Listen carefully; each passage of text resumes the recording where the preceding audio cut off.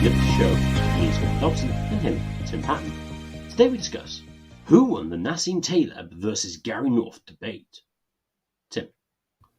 There was no Nassim Taleb versus Gary North debate in real life, but although there was an essay written by Gary North criticizing Nassim Taleb's original book, Fooled by Randomness, and I thought the essay, which appears on newworld.com as well as other places, the essay is entitled Einstein and Keynes. Nassim Taleb was asked who he thought was the two most smartest people. And Nassim Taleb, who was a somewhat decent influence on me, at least early on, or at least had good book recommendations in his books, he asked who was the two most smartest people, and he said Einstein and Keynes. And Gary North perceptibly picked this up and sort of deduced a lot of Nassim Taleb's failures as well as his successes from this sort of one comment, which is the title of the essay. And so and there's a couple of points that are brought up in this, and this sort of Einstein-Keynes point is a point that will go into other areas. Like the first question that's brought up is who is the superior economist here? Because in the essay, Gary North would say that Taleb is more of a Hayekian than a Misean. And the sort of Mises versus Hayek thing is nothing new in the sort of Austro-libertarian debate. You can also throw in people like the two Friedmans as well. And again, they're more Keynesian friendly, or as Rothbard say, do you hate the state in your belly, so to speak? Like the Hayekians are in some ways less anarchistic, in other ways they are more anarchistic, in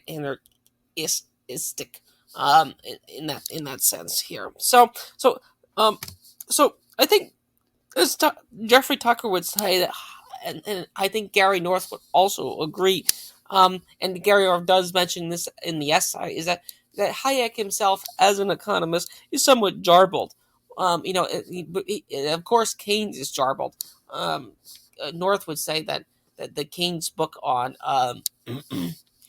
the I'm forgetting what the title is no one actually has read it or understood it, and it's kind of somewhat esoteric here. But I do think to give Taleb some points in favor of the argument, that Hayek, although he allows for the state, is more of a social anarchist than Mises, who is quite status oriented. He uses the state is necessary. So there was a few. Nassim Taleb has read at least some parts of Hayek and Mises, and has actually brought up the fact that neither of them are particularly anarchist when he was arguing in the COVID era about the lockdowns. Of course, Nassim Taleb was a big lockdown supporter, big vaccine mandate supporter, and mask wearer. So that's somewhat of the issue that's sort of circling through here in the sort of filtering through in this episode here somewhat too. So with him, who do you think is the superior economist here? Like, is Gary North correct to criticize the Hayek worship here? That Hayek believes in a kind of random market of random ideals. And that's his point about Einstein as well. Gary North, nor I really understand or have read anything but Einstein, but there's this idea of randomness that permeates, which you don't need to be a physicist to understand, but the idea of randomness in the market context does have a certain kind of appeal to it as well. And this is where you get the idea of the social order coming up, and so to speak, as well. So Swithin, who do you think is the better economist? Well, I think I suppose it depends in certain respects as to what do you mean by economics, and thereby an economist. Mises is clearly the better theoretical economist. His axioms are stated clearly. He logically deduces from those premises to his conclusions, and he's a much more robust and systematic thinker about the logic of action. However, is he better in describing how actual societies function? Well, I don't think so, but I don't necessarily think that was his point. his, in a way, I think some of the dispute between Mises and Hayek is one of goal.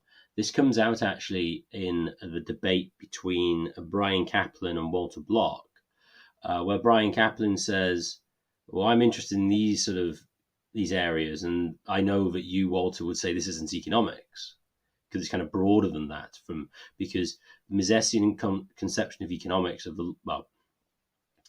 if we go praxeology, the study of action, and then afterwards catalactics, the study of exchange, that's actually a very narrow discipline. Whereas Brian Kaplan wants to have a more expansive view of it, and Hayek did as well. So when it comes to sort of like societal formation, how economies run, I mean, Hayek in a way has some other insights that simply aren't part of the toolkit that Mises works with. That said, Hayek really does overemphasize the randomness stuff. I mean, so for instance, family formation, it's clearly, I mean, the way Hopper would describe it, and Mises as well, is like, it's very sort of like a rational endeavor to form a family and have children, etc., which I think is true to some extent, but I think it's also true that that there are some sort of instincts there for reproduction or whatever, which are independent of the individual's will, and they're just kind of innate and are there. And so it's not merely a rational decision, but I don't think it means it's not a rational decision. So I think what one needs is sort of, depending on what the goal is and what you're trying to analyze, a merging to some extent of the Misesian approach and also the Hayekian approach. And I think if you were to do that, I think you would get kind of some more insight to as how economies run as a whole. But when it comes to pure theory and economics in the strict sense, Mises is clearly a better economist and a better writer, because Hayek is not hugely clear and is difficult to follow in a way that Mises simply isn't. So if Mises is the better theoretical economist and Hayek is the better social critic, maybe the social theorist, I think the next point, this interesting point, which actually became more relevant in 2020 with the recent allegations that Whitney Webb and others have, Seymour Hersh and others have discussed, is in the essay of Einstein Keynes, Gary North points to the fact that because humans act rationally, people can build large wealth. And he points out that Bill Gates has built a large fortune. Now, maybe Gary North is not thinking about IP enough and stuff when writing the essay here, but you could think about maybe a billionaire or a very wealthy person who creates a large fortune that isn't just random. So he would make the point that Keynes, that Taleb is somewhat of a suicide bomber, insofar as he's saying that wealth does not result from hard work. Wealth results from either theft or just chance.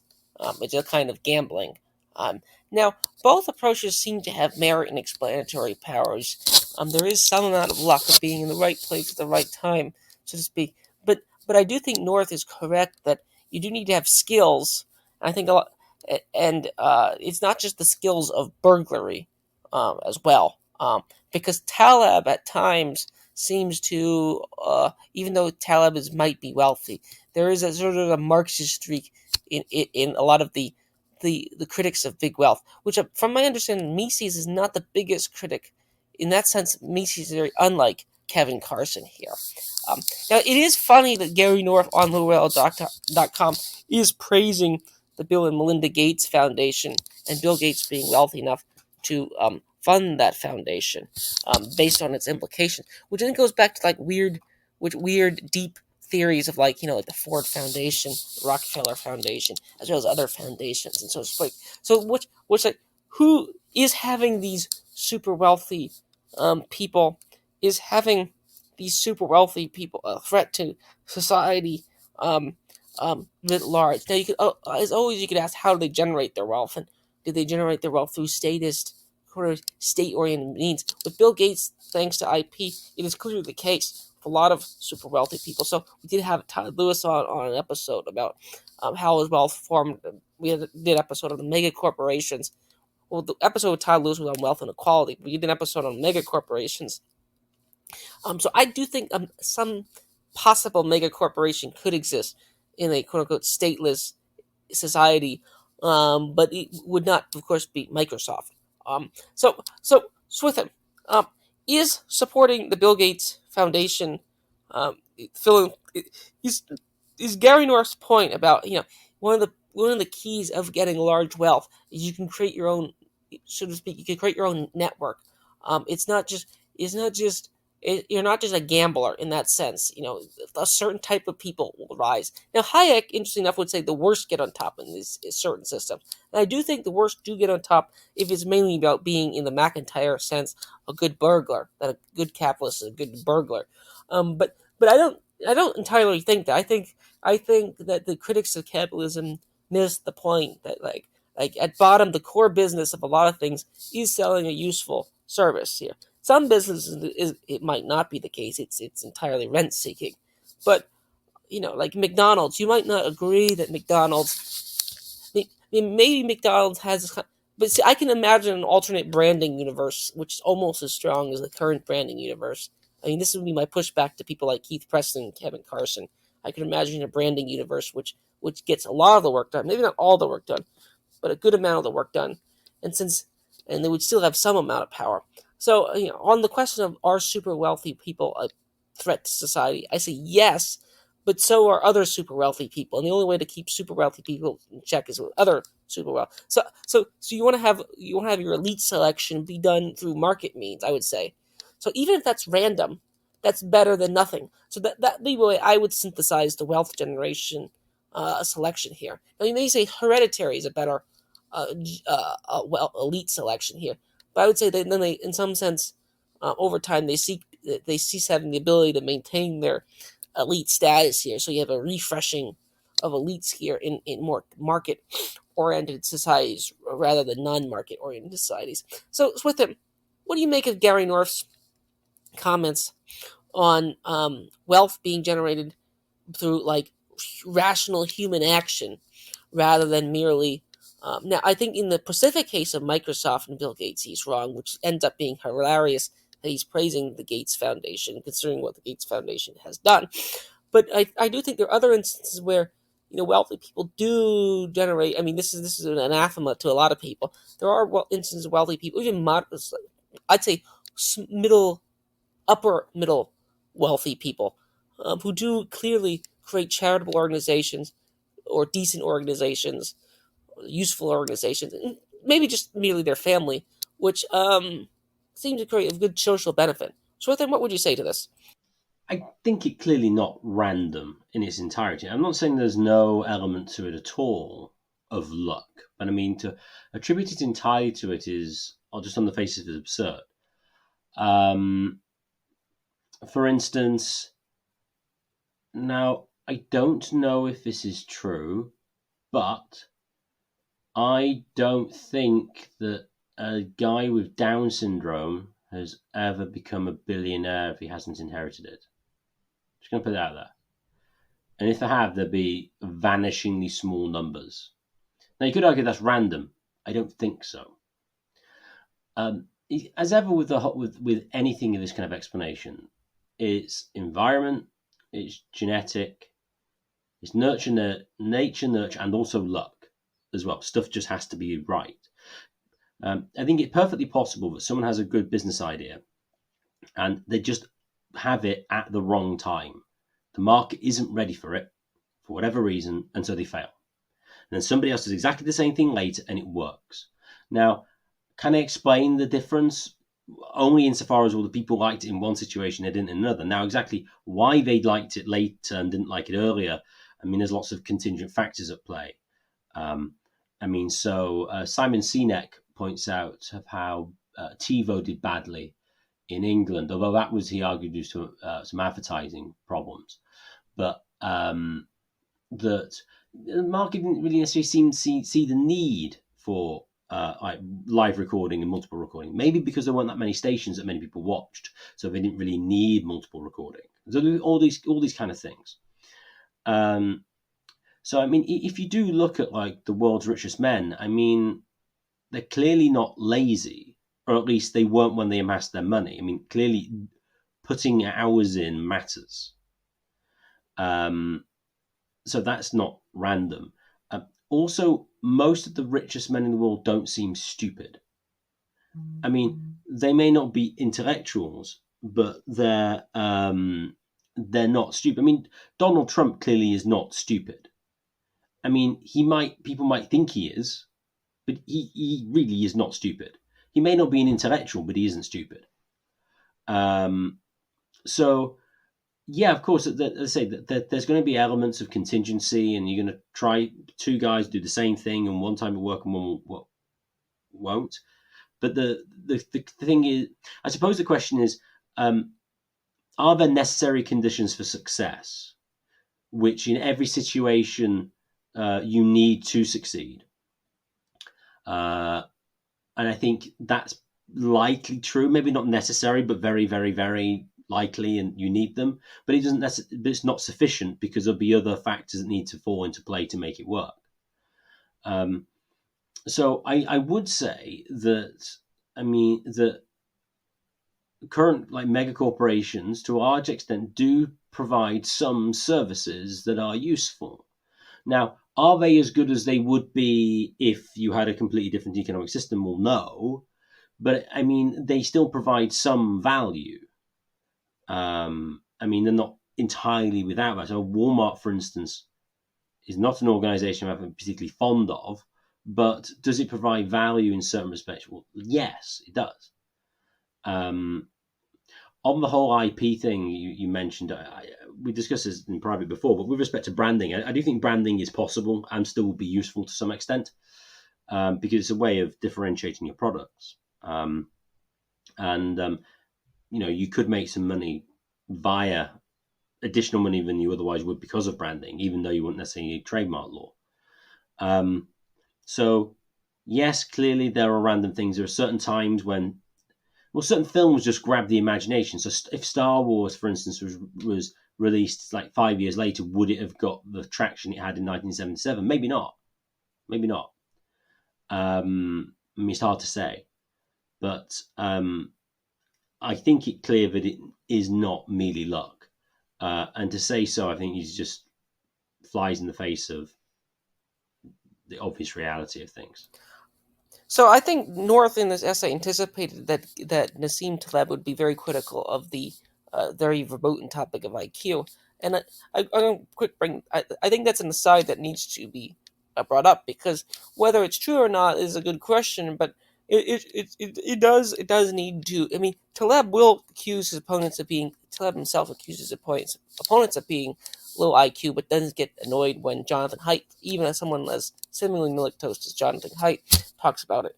So I will say that the luck capitalists, I'll call them, that people who generate wealth merely because of luck, I think are wrong, in the sense that there are pre-existing factors that all of them have to have, or at least they have to have them enough to get over the kind of a threshold here at minimum. I would say there's a certain threshold that has to be demonstrated in terms of social skill as well as other type of skills to get there. So it's not merely about luck here, but although the luck does play a factor. And I guess the next question here is the universe at bottom random and luck oriented? Because as with Einstein and Keynes, who Taleb thinks are the smartest people alive and fooled by randomness, the universe, and Taleb cites those as who he thinks are very wise people,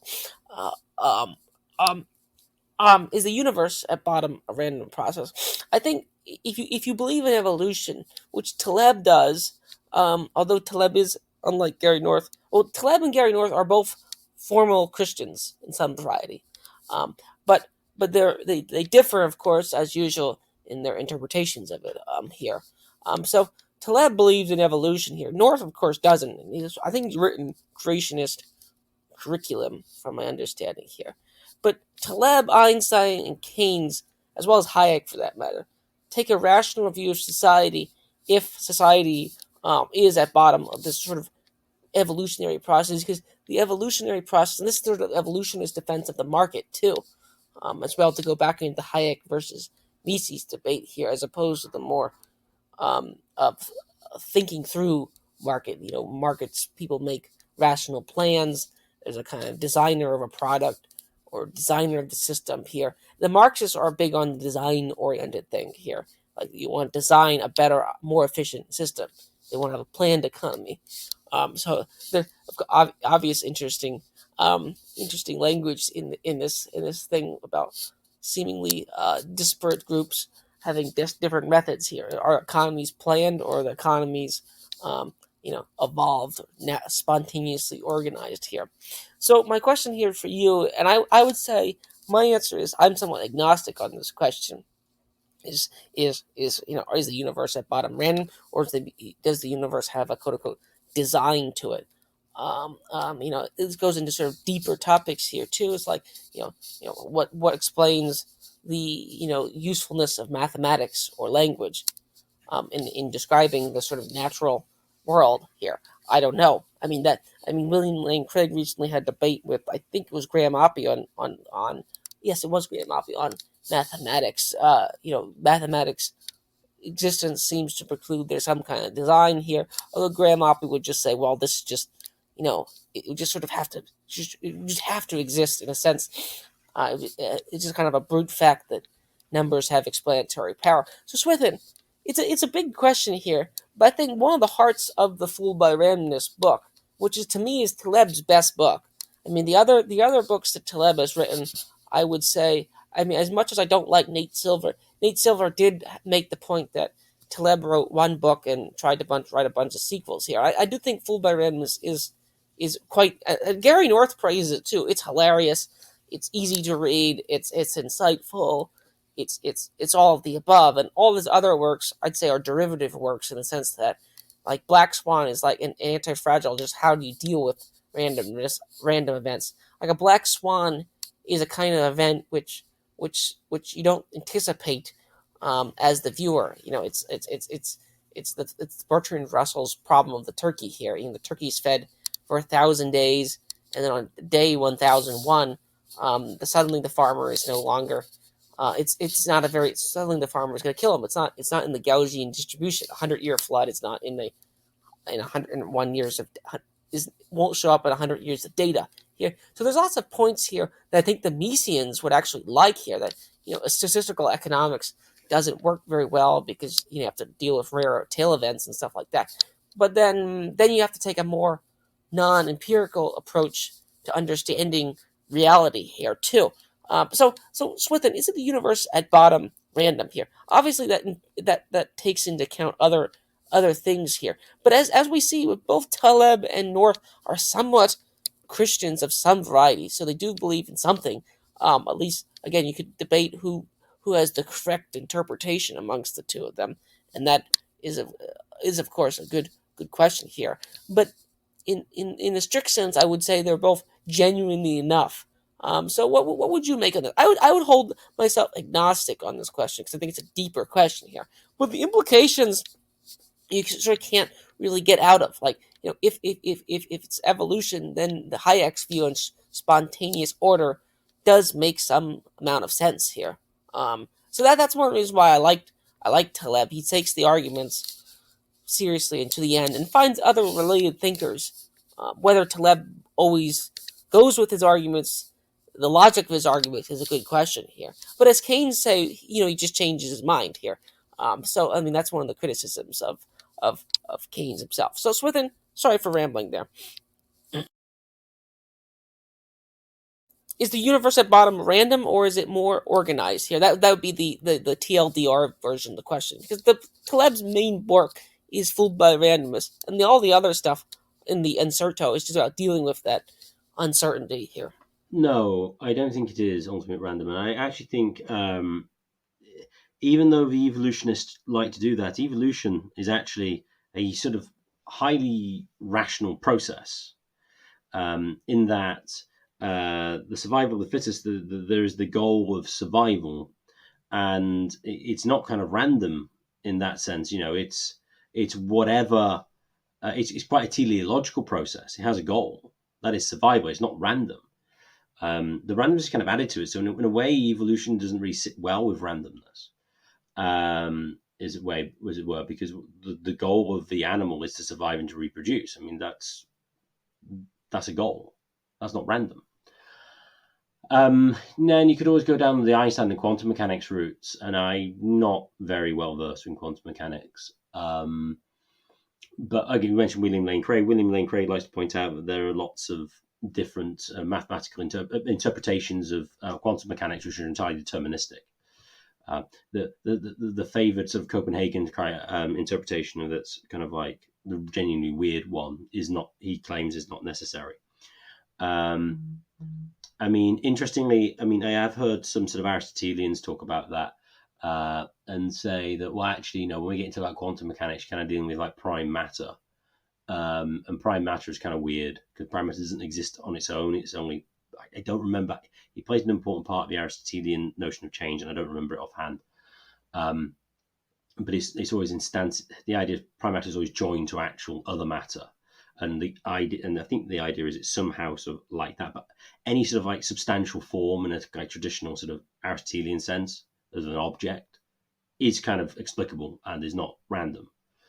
Now, that said, it is true that there are certain events which are kind of unpredictable, but I don't think that necessarily implies that there's randomness as such at the heart. It seems to me to be the case that the society is generally predictable, but that there are, although again, I think it depends what you're trying to explain.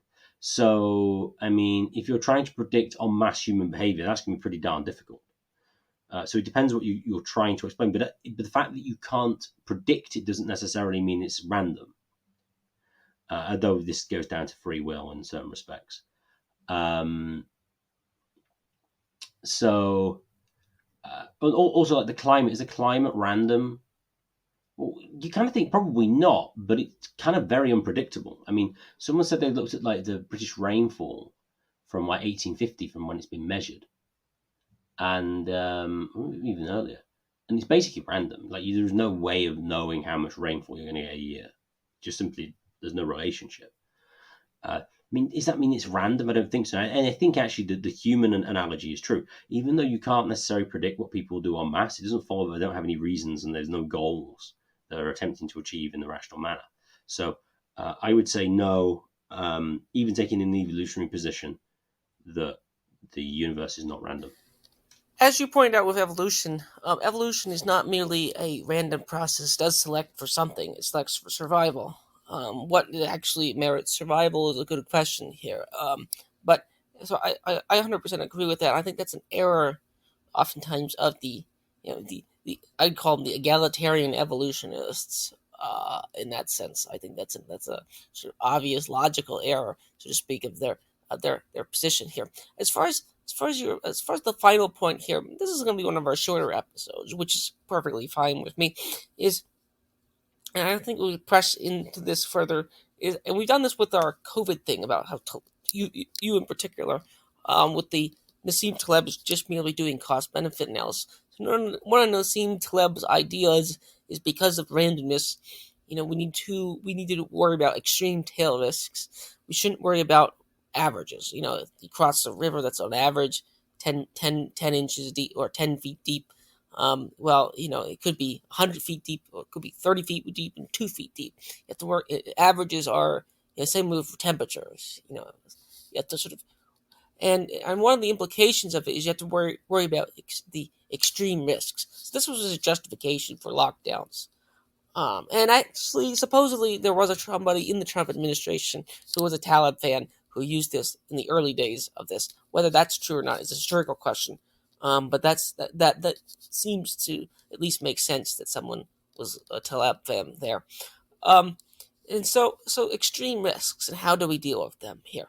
So I think the extreme risk mindset is useful at times. Like when you're driving, if you're not worried, you should worry about the thing that's really going to kill you, not the thing that's going to just dent your car. That would be useful here. Although that is a kind of cost benefit analysis. As you say, he's just doing a sort of more robust form of cost benefit analysis, taking account the most dangerous thing and just giving it a higher weight. But at some point, you do have to make a decision to act. This goes back to the Misean things, and even though there's uncertainty, we are aware of some amount of data to act here. In that sense, we do have, whether some data is better than no data, or whether bad data is better than no data, are good questions here. And in this sense, the Misesians, who he doesn't like as much as the Hayekians, as let alone the Friedmanites and the Keynesians, they will use quote unquote data to make their decisions. They'll have a data oriented approach. And this is why I think a lot of people thought Taleb was a proto or Austrian fellow travel, but Taleb himself renounced the Austrian economists as being too dogmatic. But I would say the empirical economists here, the fact that tail risks, so like the risk of a recession is not going to show up. The risk of a boom and a bust, if you take the Austrian business cycle theory with respect to money creation, is not going to show up in a certain amount of data sets. But if you have a large and long enough data set, it might show up here. So like those questions, I think Taleb, unlike Gary North, should actually be more friendly to the extreme risk mindset. I mean, it is useful. You could say that the Austrians are, in a sense, this money printing has worked okay. Inflation is stable. It's I might be slightly representing the Austrian theory as defined by Mises and Hoppe, but I think I am close enough in my interpretation that makes sense. You can say, central banks are in various other things are fine.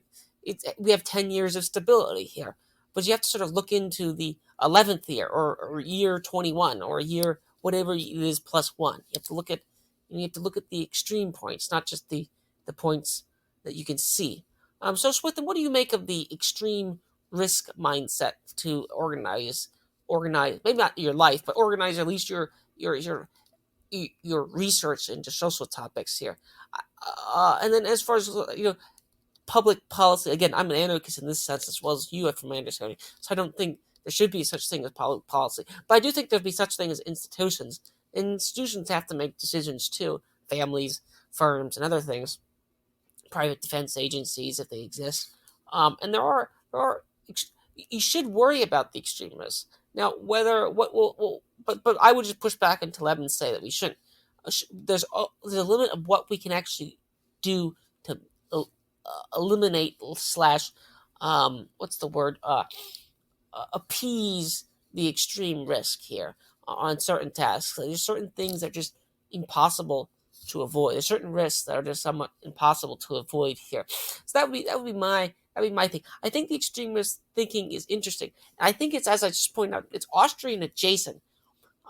Because they're not explicitly empirical in that sense. So what do you make of the extreme risk thinking, as well as the sort of aversion to using incomplete data here? That to me is never insight of Taleb, although Taleb will cite data at some times. So Taleb, as always, is schizophrenic here and isn't particularly consistent, especially since 2020 when he sort of went off the rails, in my opinion here. So then, Taleb is, when it gets down to it, Taleb is actually very empirical, despite his claim. He just basically says his maths is better than everybody else's. That's ultimately what it revolves to with Taleb. I do think your point about theory is important, because theory helps you to understand what to do with incomplete data. I mean, you get the absurd sort of empiricist types saying, oh, but there's no evidence that children wearing masks inhibit their development. It's like, well, obviously there isn't any direct evidence because you haven't done it before. Oh, well, there's no evidence, so we gotta go. So, I think what Taleb is good for with incomplete data is you've got to engage and have some form of robust thought and theory about the world itself, which is based on not on sort of specific pieces of data, but more of sort of general inductive axioms. Things like, take some of the more empirical economic ones, like people don't like working, that has this utility. Well, yeah, clearly it does. What do firms try to do? Well, firms probably try to make as much money as they can. I mean, it's. I mean, they might not in certain circumstances, but I mean, it's a reasonable assumption in many cases. So you work like this, and so you can create, with the sort of general looking at the world, some assumptions, some general sort of rules of thumb which help you navigate it, and that stops you from going, oh no, this piece of evidence, I must revise my position. It's like, well, okay, I might hold my position with slightly less strength. If you think of your beliefs in terms of probabilistic ones, on a sort of 100% to 0%, how much faith do I have in the Austrian business cycle theory? You can downgrade them, but I mean, you're gonna get to a situation where you have a lot of other evidence, say things like, for instance, the more someone does one activity, the better they get at it, and all the evidence says they get worse. It's like, can I need to see more of this to make sure this is like an actual real world situation? I mean, something you sent me about with respect to medical trials, and how they only tend to publish ones with drugs and stuff that work. But what we don't know is all the trials they did do in which it didn't work, which means we don't really know if the published study is merely a statistical artifact, that it was just one of the random times in which it looked like the drug worked, when in fact all the other ones in it didn't work, they didn't publish, but we didn't know. So yeah, I do very much think a certain type of sort of inductive theory, I think, is shown to be important with these sorts of things, which is actually, an aside, one of my approaches to like coronavirus, I probably mentioned at the time, which is this: if there's a disease that's going around which is killing people you otherwise wouldn't expect to be killed, then it's probably in a relatively large number, it's probably a problem. But if it isn't, these things happen, you can cope with them. They're not something that's going to require radical changes in the way you deal with things. Which category do you think coronavirus sits into? The listener can make his own choice. So that would be my sort of overall thoughts of the matter. One area which I think Gary North and Taleb should agree is not, this is sort of a new position I've come to, is that if you take because Gary North is a fundamentalist Calvinist of some variety, and I use those terms as usually in the descriptive sense, not necessarily in the pejorative sense. And Taleb is a Greek Orthodox. I would say that the if you really want to think about a good argument for theism, you could take the extreme risk thing seriously. Well, if there is an angry God that exists, you'd want to be on his good side, so to speak. That'd be like one of the possible scenarios out there, and you should weight that one fairly highly. What do you reckon this as an argument here? Because I've outlined the areas where Taleb and North disagree. They do. Like we did a Rowan and Sean Gab episode here, two seemingly disparate thinkers who have some amount of agreement here. Now Taleb and Gary North, unlike Gab and Catron, although maybe like Gab and Catron, do have lots of areas of agreement here. They're both critical of the Federal Reserve. They're both critical of many of these sort of the state bureaucracies to a large extent. Although Taleb, of course, supported them in the war on COVID, but then again, Gary North supports things like Bill. He doesn't support Bill Gates, but he does support. He does in his argument support the Bill Gates Foundation as being a possible good. And you could argue that really the Bill Gates Foundation controls the CDC, just as some sort of types of Marxists would say here. But to go back to my point with respect to religion here, what do you reckon about using the extreme risk mindset, which I would say is one of Taleb's, other than the randomness point. But I would say that's his sort of genuine new insight here. How to deal with extreme risk, how to deal with risk of random events that you don't see in the data out there. In 100 years of data, you're not going to see the 101-year flood. Um, what about implying that to sort of theistic developments? Because the North is known for two things here. It's probably this combination of he's sort of a standard doctrinaire Rothbardian libertarian, but also he takes it and then he sort of goes theonomics. Here, I mean that I sometimes I've read through some of his articles. I always think that North is a good writer. I think he's a good thinker too. You may not agree with everything North says. I use him as an example of like Gary North is stand here. But what would you make of that argument here, applying that sort of extreme risk mentality toward debates about the existence of God or how we should treat the existence of God? Swithin? Well, I think it relates to maybe it's like the Pascal's wager, I suppose you could say. Although I think Pascal's wager largely it kind of depends on how much different you think you would need to live your life if you did happen to believe in God and if you didn't. Because if you think that actually it would make that little difference, so for instance, if you with some of the progressive leftists, the argument is, well, they think left and live right. I mean, if they ended up being Christians and living and being conservative Christians, their birth rate might be higher. But apart from that, would it change their practical day-to-day activities in certain ways? Well, maybe not.